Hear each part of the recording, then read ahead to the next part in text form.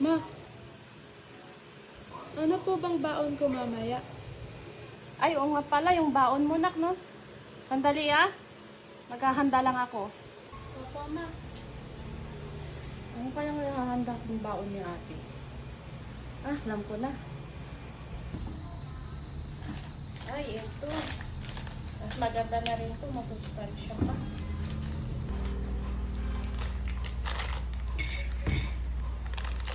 Mas maganda na ito kaysa sa juice.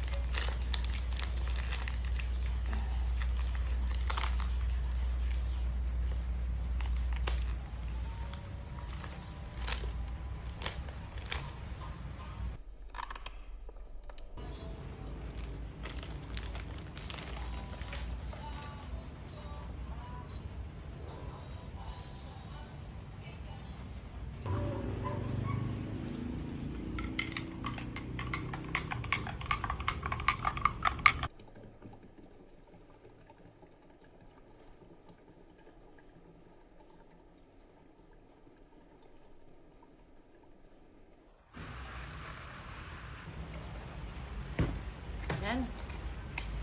Okay na to, nabaon ni ate. Ma, punta na po ako.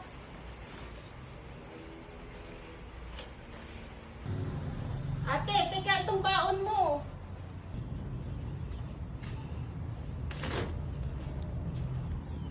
Ate, sandali lang. Itong baon mo, oh. Ay. Thank you, ma. Welcome na. Galingan mo sa school, ah. Ubusin mo yan, na. Sige, ma. Bye-bye.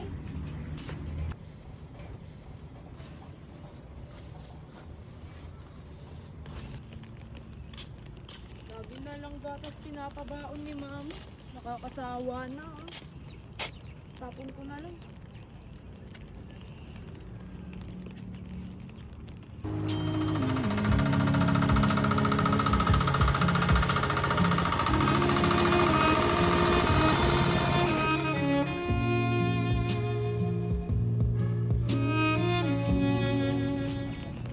Mali ito.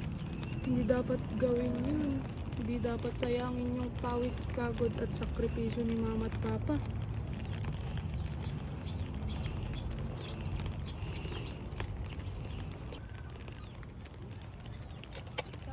Ang pagod at sakripisyo ng ating magulang ay hindi basta-basta.